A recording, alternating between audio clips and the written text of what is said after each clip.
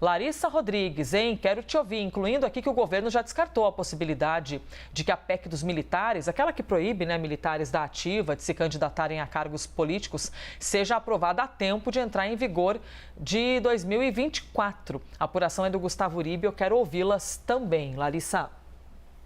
Falando muito, da expectativa dessa proposta, quando se começou a pensar nessa proposta, previa inicialmente, inclusive, que proibisse militares da ativa de serem ministros de Estado, por exemplo. No meio do caminho, essa parte caiu do texto, apresentaram um texto ali no Senado Federal, proibindo apenas que militares da ativa se candidatem, se quiser candidatar, precisam deixar, então, a ativa e vai para uma reserva remunerada ou não, a depender de cada caso, mas o próprio governo estava tentando correr com esse texto, abrindo mão de alguns detalhes, para tentar aprovar para o ano que vem.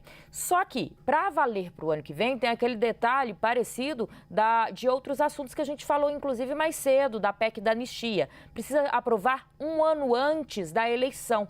Então, o prazo máximo para aprovar esse texto seria até 6 de outubro agora, deste ano, para poder valer para as eleições do ano que vem. O prazo ficou pequeno, há um entendimento ali no Palácio do Planalto que acabou, no meio de tantos assuntos, no meio de tantas prioridades, aí entra arcabouço nisso, reforma tributária, se perdendo um pouco o time, porque tinha muito interesse por parte do governo de proibir militares da ativa de se candidatarem ano que vem, pensando nas eleições municipais, em especial cargo de vereador.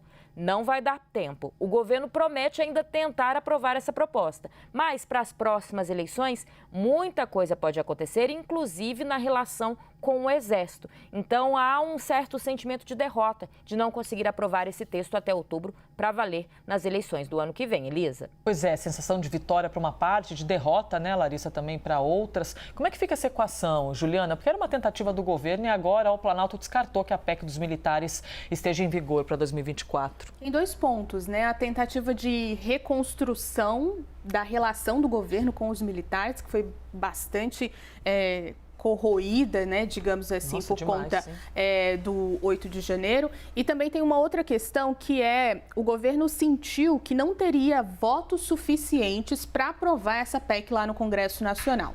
A gente lembra, tivemos mini reforma ministerial, toda uma tentativa do governo de fortalecer a sua base no Congresso, mas ainda há esse receio. Isso nos diz muito sobre as dificuldades que o governo pode ter, mesmo com todas essas amarrações em relação aos partidos do Centrão que a gente viu nos últimos dias. Nós tivemos uma entrevista muito interessante do presidente da Câmara, Arthur Lira, falando sobre o governo conseguir um caminho mais aberto no segundo semestre no Congresso Nacional para aprovar pautas de interesse, mas esse recuo no trâmite da PEC dos militares já mostra que isso tem que caminhar devagar. Assim, o interesse do Congresso Nacional em relação às pautas do governo no que diz respeito à economia, mas há assuntos que têm ainda uma discussão e a PEC dos militares é justamente isso. É importante lembrar que essa PEC foi desenhada e costurada dentro do Ministério da Defesa para não ter rusgas com os militares. É uma tentativa de reconstrução